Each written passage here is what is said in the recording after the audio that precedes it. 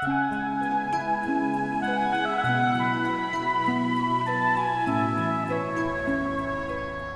tardes, tengan todos. Primeramente les voy a presentar mi equipo. Está conformado por la señorita Antonella Valente, el señor Lugardi Ojeda y mi persona Esmeralda Mendoza. El punto que me corresponde tocar es el recurso jerárquico. El recurso administrativo es un acto por el que un sujeto legitimado para ello pide a la administración que revise, revoque o reforme una resolución administrativa. O también puede ser un trámite dentro de unos determinados lapsos y siguiendo unas formalidades establecidas y pertinentes al caso. Los recursos administrativos se interponen y resuelven ante la misma administración, por lo que se convierte así en juez y parte de los mismos. Ahora bien, tras la resolución administrativa, en muchas ocasiones se tiene que acudir a otras instancias. ¿Cuáles son estas instancias? Es decir, a la vía judicial, para la última consideración y sentencia sobre el asunto en cuestión. Así pues, tengo lo que es el recurso jerárquico. El recurso jerárquico puede ser definido como la reclamación que se promueve para que el superior jerárquico del autor del acto que se cuestiona, examinando este acto, lo modifique o lo extinga, siguiendo para ello el procedimiento expresamente establecido en las normas vigentes. ¿Okay? Ahora bien, otro punto muy importante para resaltar es el recurso jerárquico procede contra actos. ¿Cuándo procede? En primer lugar, que se determine el tributo. En segundo, que se apliquen sanciones. En tercero, en cualquier forma afecte los derechos de los administrados. Y como cuarto, en los demás casos que señala expresamente el código y las leyes. ¿Okay? El recurso jerárquico tiene que ser interpuesto por quien tenga interés legítimo, personal y directo. El recurso también se debe interponer por escrito en el cual se expresen las razones de hecho y de derecho en que se fundamenta con existencia o representación de abogado o de cualquier otro profesional a fin del área tributaria. ¿Okay? No puede ser otro que no sea tributario. Al escrito debe agregársele también el documento donde aparezca el acto recurrido o en su defecto deberá identificarse plenamente en el texto del escrito. Ok, el acto para interponer el recurso será de 25 días hábiles contados a partir del día siguiente a la fecha de la notificación del acto que se impugna. Se interpondrá ante la oficina de la cual emana el acto a través de cualquiera de las oficinas administrativas tributarias y esta deberá remitirlo de inmediato a la autoridad correspondiente. Si no fuera la máxima autoridad jerárquica, podrá revocar el acto recurrido o modificado de oficio en caso que compruebe errores en los cálculos y otros errores materiales. Ahora bien, la suspensión parcial de los efectos del acto recurrido no exime a la administración tributaria exigir el pago de la porción no suspendida ni objetada. Así pues, la negativa de suspensión total o parcial de los efectos en vía administrativa será revisada en efecto devolutivo ante los tribunales de los contenciosos tributarios dentro de los 3 días siguientes a que la notificación de la negativa de la suspensión de los efectos, y esa decisión que dicte el tribunal es inapelable. O sea, allí no se puede apelar para nada. Ahora bien, la administración tributaria admitirá o no el recurso jerárquico. ¿En cuánto tiempo? Dentro de 3 días siguientes hábiles al vencimiento del lapso para la interposición del mismo. ¿Cuáles son las causales de inadmisibilidad del recurso jerárquico? En primer lugar tenemos la falta de cualidad o interés del recurrente, esto es la falta de legitimidad activa, personal y directo. En segundo, la caducidad del plazo para ejercer el recurso. Los plazos para interponer, impugnar o ejercer el recurso son perentorios y se extinguen con el transcurso del tiempo. En tercer lugar, tenemos la ilegitimidad de la persona que se presenta como apoderado o representante del recurrente, por no tener capacidad necesaria para recurrir o por tener la representación que se atribuye o por el poder no está otorgado en forma legal o ser insuficiente. Por cuarto y último tenemos la falta de asistencia o representación de un abogado.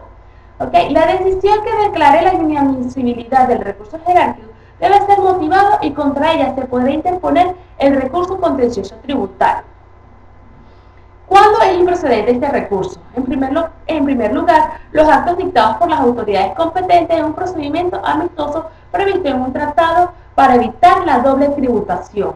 Y en segundo lugar, los actos dictados por las autoridades extranjeras que determinen impuestos y sus accesorios, cuya recaudación sea solicitada a la República de conformidad con los impuestos en los respectivos tratados internacionales.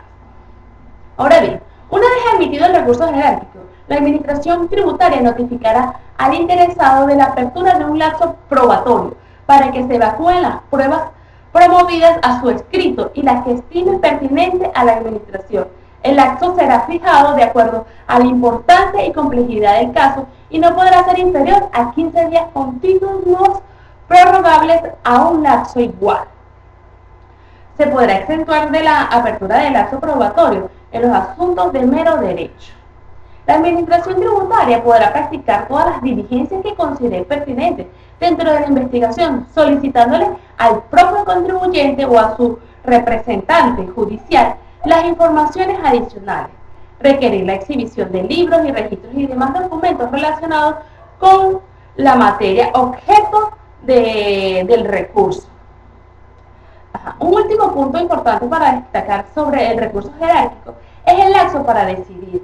Este es de 60 días continuos mediante resolución, o sea, según una decisión motivada, lo cual corresponde a la máxima autoridad de la Administración Tributaria.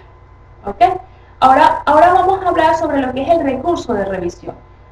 Este es un recurso administrativo tributario que solo opera en casos muy excepcionales, tales como si después de haberse dictado la decisión o la sentencia aparecieran pruebas decisivas en el asunto de que se trate o se pruebe que hubo soborno o que se cometió algún delito que sirva como base a la sentencia o decisión. Este recurso se inicia a solicitud del interesado y su tipo de procedimiento consiste en la revisión de actos emanados de la Administración Tributaria. Y el órgano que resuelve el procedimiento es el órgano administrativo que haya dictado el acto objeto del recurso. Ahora bien, este recurso se intenta ¿ante quién? Ante el funcionario competente para conocer el recurso jerárquico. ¿Okay? Siguiendo con la temática, tenemos que el recurso de revisión contra los actos administrativos firmes podrá intentarse ante el funcionario competente ¿en cuáles casos? En los siguientes casos. Primero, cuando hubiera aparecido pruebas esenciales para la resolución del asunto, no disponibles para la época de la tramitación del expediente. Segundo, cuando en la resolución hubiera influido en forma decisiva documentos o testimonios declarados falsos por sentencia judicialmente firme. Tercero, cuando la resolución hubiera sido adoptada por cohecho, violencia, soborno u otra manifestación fraudulenta. ¿Okay? ¿En qué tiempo o lapso intentamos este recurso? Este recurso se debe intentar dentro de los tres meses siguientes a la fecha de la sentencia que se refiere los numerales segundo y tercero del artículo 256 del Código Orgánico Tributario, o cuando se hubiese tenido noticias de la existencia de las pruebas a las que se refiere el numeral primero del mismo artículo. Ok, ya para finalizar este punto se puede decir que el recurso de revisión será decidido dentro de los 30 días siguientes a la fecha de su presentación. Esto es todo lo que tengo que exponer de mis puntos. Muchas gracias por su atención y a continuación los dejo con mi compañera Antonella. Gracias. Muy buenas tardes, mi nombre es Antonella Valente, dando continuidad a lo ya expuesto por mi compañera Esmeralda. Yo les vengo a hablar acerca de lo que es el recurso contencioso tributario. Y este no es más que un recurso de impugnación jurisdiccional contra los actos de la administración tributaria, de efectos particulares que determinan tributos, aplican sanciones o afecten en cualquier forma los derechos de los administrados. El recurso contencioso tributario puede interponerse sin haber ejercido previamente el recurso jerárquico y habiéndolo ejercido en los casos en que hubiera sido denegado tácitamente e incluso cuando hubiese sido resuelto denegándolo total o parcialmente, pues se trata de un recurso interpuesto por el contribuyente ante los tribunales cuando no se está de acuerdo con un acto acto de la administración tributaria. La legitimación en el contencioso tributario. Hay que distinguir entre la legitimación activa y la legitimación pasiva. La legitimación activa sería la actitud de una persona para ser sujeto demandante o recurrente en el contencioso tributario. Y la legitimación pasiva, que sería siempre la del ente público, del cual emana el acto o del cual se esperó un pronunciamiento no producido en fecha oportuna. Los actos impugnables. Los actos impugnables se dividen en tres. En primer lugar tenemos los actos de efectos particulares, que estos son actos impugnables mediante el recurso contencioso tributario, todos aquellos actos de efectos particulares dictados por la administración tributaria, ya sea nacional, estatal, municipal y institutos autónomos. En segundo tenemos lo que es la resolución del recurso jerárquico. Este tipo de acto está previamente tipificado o señalado en el numeral 3 del artículo 259 del Código Orgánico Tributario como acto impugnable mediante el recurso contencioso tributario. Y por último tenemos lo que es la denegación tácita del recurso jerárquico. Este es el otro supuesto impugnable previsto en el artículo 259 del Código Orgánico Tributario. Los actos no impugnables se encuentran contemplados en el artículo 259 y dice que no serán impugnables los actos dictados en un pronunciamiento amistoso previsto en un tratado para evitar la doble tributación, así como los actos dictados por autoridades extranjeras que determinan tributos y sus accesorios cuya recaudación sea solicitada a la República. Y por último tenemos los demás casos señalados expresamente en el Código Orgánico Tributario o en las leyes. Por otra parte tenemos lo que es el juez competente. El juez competente, de acuerdo a lo que es el artículo 329 del Código Orgánico Tributario, son los tribunales superiores de lo contencioso tributario los competentes para conocer en primera instancia de los procedimientos judiciales de naturaleza tributaria, exceptuándose solo de su conocimiento los procedimientos relativos a los ilícitos tributarios sancionados con penas restrictivas de libertad. La representación o asistencia por un abogado. Otro de los elementos o requisitos para que se inicie el proceso contencioso es el que el recurrente tenga la representación o asistencia de un abogado. El escrito recursorio. El escrito recursorio es un elemento fundamental en el proceso contencioso tributario. Es el escrito contentivo del recurso. En este sentido, el artículo 260 del Código Orgánico Tributario señala lo siguiente, que el recurso se interpondrá mediante escrito al cual se expresará las razones de hecho y de derecho en el cual se funda, debiendo reunir los requisitos establecidos en el artículo 340 del Código de Procedimiento Civil. La tempestividad del recurso. Otro de los requisitos para que tenga validez o para que tenga lugar el proceso contencioso tributario es que el recurso sea ejercido dentro del plazo que otorga la ley. Este plazo para ejercer la acción es de caducidad, por ello no podrá dar lugar a la tramitación del recurso si la acción se ha ejercido fuera de este lapso, ya que está prevista como una causal de inadmisibilidad.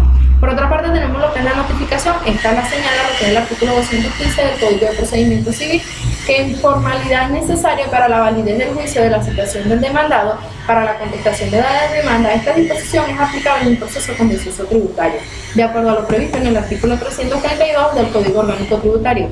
La extinción de la instancia. La instancia se extinguirá según el artículo 265 del Código Orgánico Tributario por el transcurso de un año, sin haberse ejecutado ningún acto de procedimiento. La inactividad del juez después de vista la causa no producirá la aprehensión. El lapso para interponer el recurso contencioso tributario. Actualmente el Código Orgánico Tributario señala en su artículo 261 que el lapso para interponer el recurso contencioso tributario es de 25 días hábiles contados a partir de la notificación del acto que se impugna o el vencimiento del lapso para decidir el recurso jerárquico en caso de denegación de él. Admisión, interposición y efectos de la interposición. Por su parte, en referencia a la forma de interposición del recurso contencioso tributario, el mismo será admisible a través de un escrito formal y razonado que cumpla, entre otras cosas, con los extremos del artículo 340 del Código de Procedimiento Civil.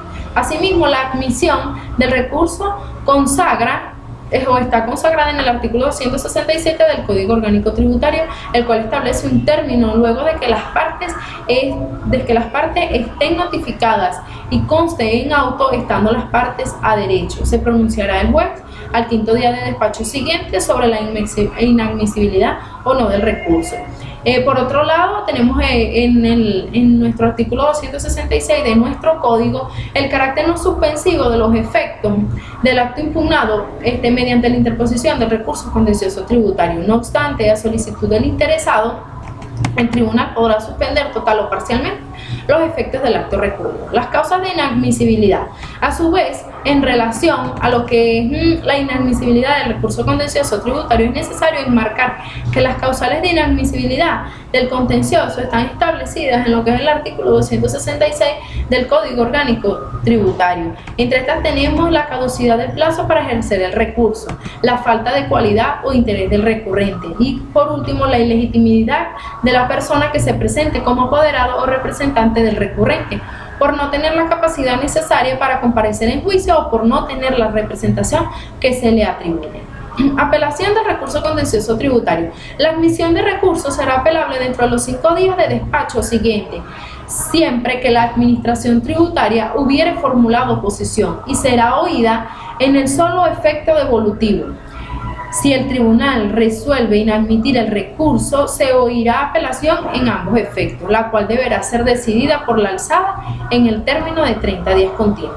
El laxo probatorio en el procedimiento contencioso tributario. Apertura del laxo probatorio. Vencido el plazo para apelar las decisiones a las que se refiere el artículo 267, desde que consten los actos de devolución del expediente, el tribunal de alzada, quien admitió el recurso, se abrirá pruebas de pleno derecho, y una vez que se produce la admisión del recurso, sin necesidad de providencia alguna por parte del tribunal de la causa. Promoción de prueba. El laxo para promover las pruebas en el proceso contencioso tributario es de 10 días de despacho según el artículo 269 del Código Orgánico Tributario.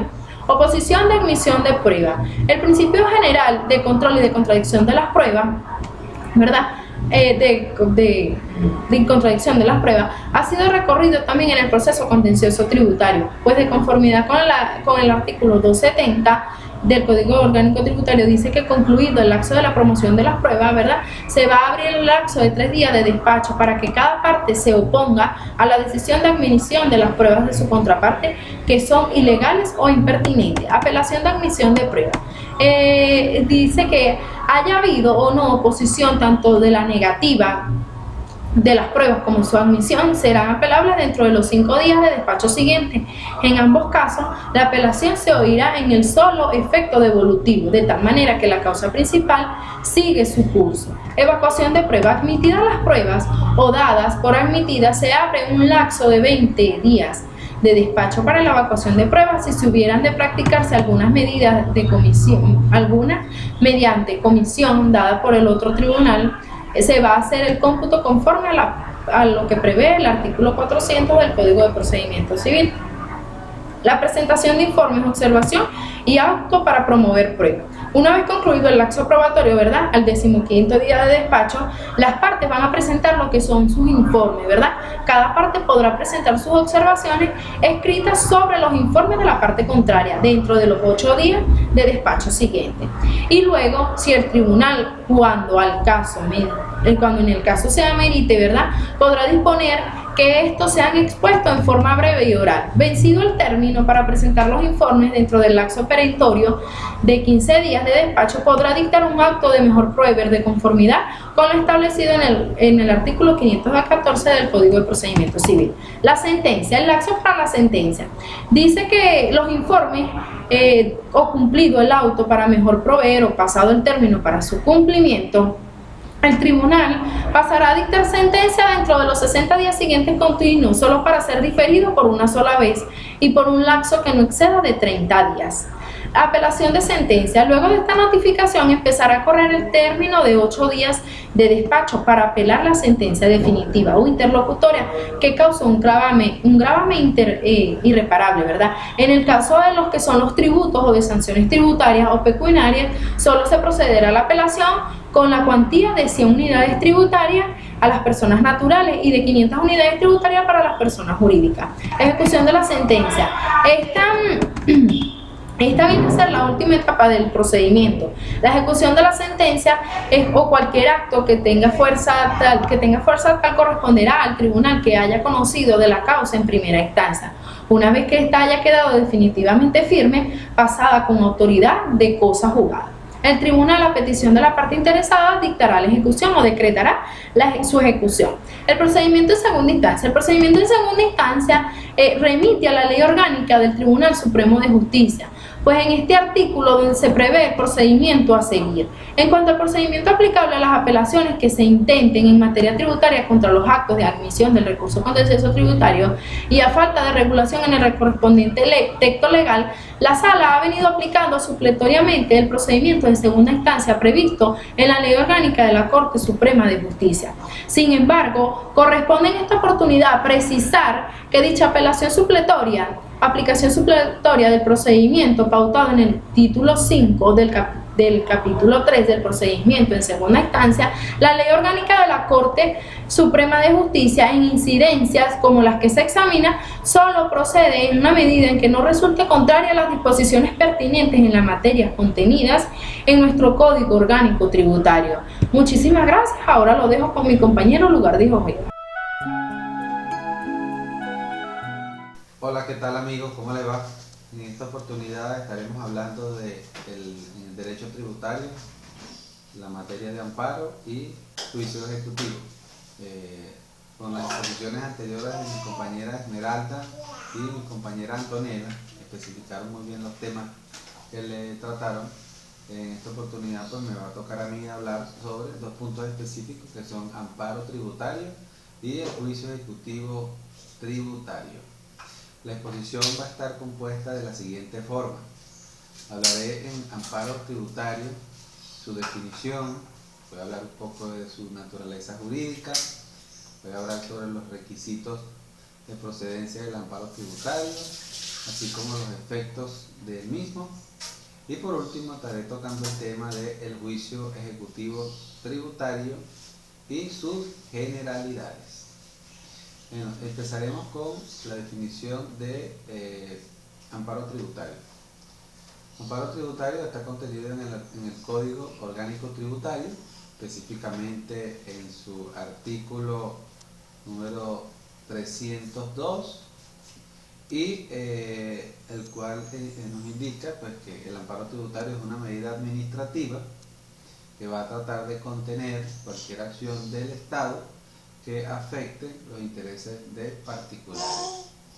El amparo tributario lo que se busca es aligerar el tiempo de retardo o atraso que se esté dando en una medida administrativa del Estado en donde se ha afectado a un particular.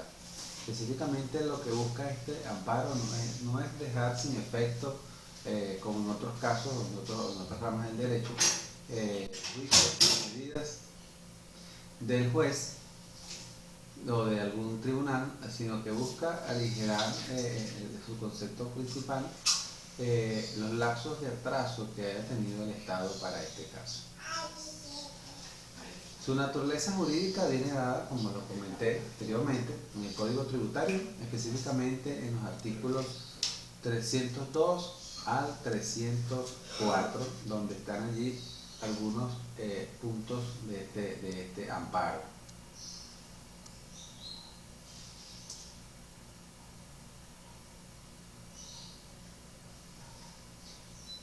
A continuación estaremos hablando de los requisitos.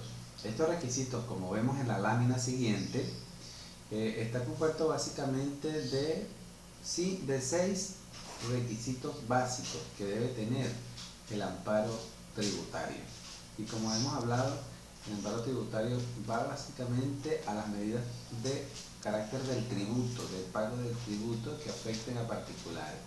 El amparo tributario puede ser interpuesto por cualquier persona afectada, por supuesto. En este caso, hablando de sujeto activo y pasivo, el objeto activo sería la persona natural o jurídica que interponga este recurso, y la persona pasiva va a ser, por supuesto, el Estado a través de sus organismos de colección tributaria. Ahora bien, continuemos con los requisitos. Los requisitos, como les comenté, son 6 básicamente, y uno es que debe ser impuesto por cualquier que tenga un interés legítimo, por supuesto. Debe tener un interés legítimo aquella persona que sea afectada y que sea para sí la afección. No puede ser interpuesto por un tercero a quien no tenga que ver en el caso de afección o con el atraso del tributo que le afecte. Okay. Estaremos hablando entonces de los requisitos del proceso estaremos entonces hablando de los requisitos necesarios para que se tramite un amparo de este tipo. Empezaremos con el primero, que debe ser impuesto por cualquiera que tenga un interés legítimo. Evidentemente, debe ser interpuesto por aquella persona que tenga un interés propio, legítimo, que esté siendo afectado alguno de sus derechos. En este caso no puede ser interpuesto por un tercero o una persona que no tenga que ver en el asunto, que va a conservar la naturaleza de la persona activa y la persona pasiva, el sujeto en este caso. El número 2 dice que en los casos en que la administración, a la hora de resolver los conflictos presentados entre el administrado y administración, se demora, es decir, excede el plazo legal establecido para que se pronuncie. Claramente está pues que un requisito fundamental es que debe haber un atraso en la pronunciación o en la acción del Estado como contralor tributario.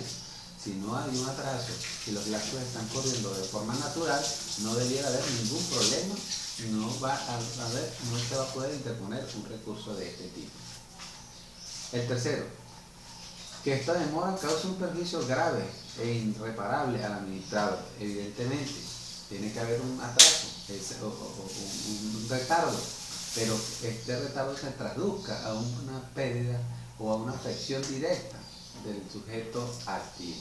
Si no hay una afección, entonces no podemos tampoco interponer un tipo de amparo. Cuarto, se debe hacer por escrito ante el tribunal competente.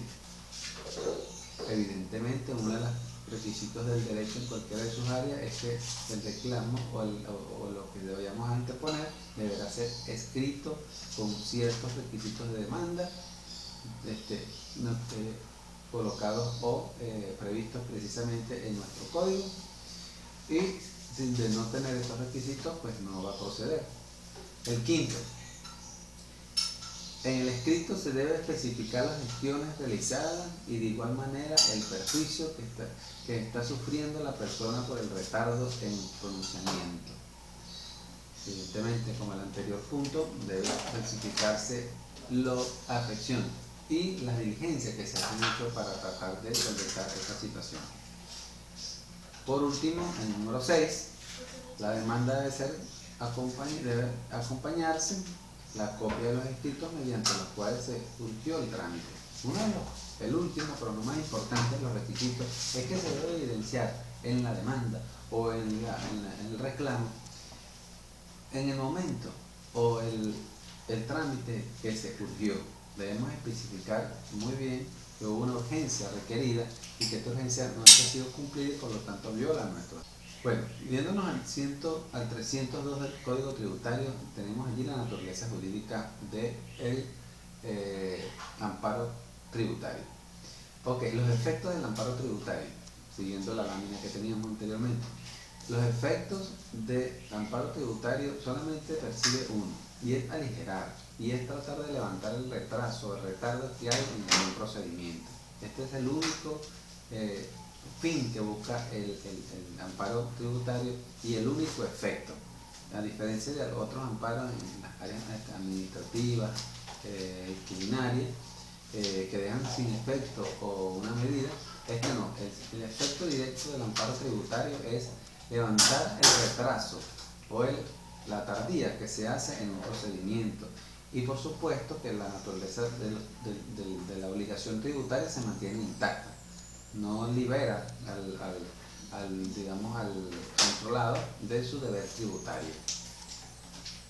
Entonces, básicamente el amparo tributario, para dar una conclusión, es una medida administrativa pues que interpone una persona, en este caso sujeto activo, en la relación tributaria, para tratar de que se aligere un trámite y que el atraso no lo perjudique y pueda él hacer valer sus derechos como persona del Estado venezolano.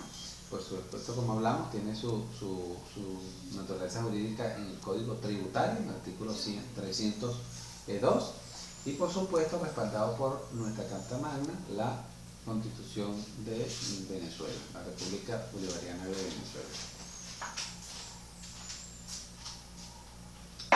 A continuación, seguiremos con el segundo punto de mi exposición, que tiene que ver con el juicio ejecutivo tributario.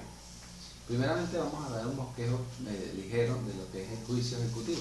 El juicio ejecutivo tiene su nombre del ejecutivo, de ejecutar, de ejecución, y viene dado por el juez en aquellos casos donde se busque aligerar un proceso tributario para que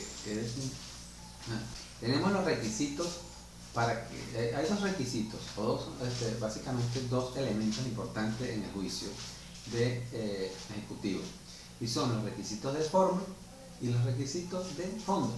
Los requisitos de forma vienen a ser 5 requisitos, y los vamos a ir letrando de la letra A a la E y explicando de manera siguiente. El primero es que tiene que ser un acreedor cierto, tiene que haber una persona que requiera este juicio. El segundo, que un deudor también debe ser cierto, debe haber una persona que deuda, que tiene una deuda. Tercero, la deuda debe ser líquida. El cuarto, el plazo vencido o mora como dice nuestro código, ¿sí? El código tributario, por supuestamente. Y finalmente, el título ejecutivo. También al juicio se requiere unos requisitos de fondo. Básicamente son 3. Vamos a verlos en la lámina siguiente. El título ejecutivo debe ser cierto, la liquidez de la obligación de la deuda o liquidada y la exigibilidad de este mismo. Bueno, compañeros, han sido nuestros puntos. Espero que la exposición haya sido bastante clara y de un aporte importante a esta materia. Esta exposición la hicimos a través de una exposición virtual, con la intervención primeramente de la amiga Esmeralda, luego la compañera Antonella y finalmente mi persona, Lugar de Ojeda. Un saludo y nos vemos en una próxima oportunidad.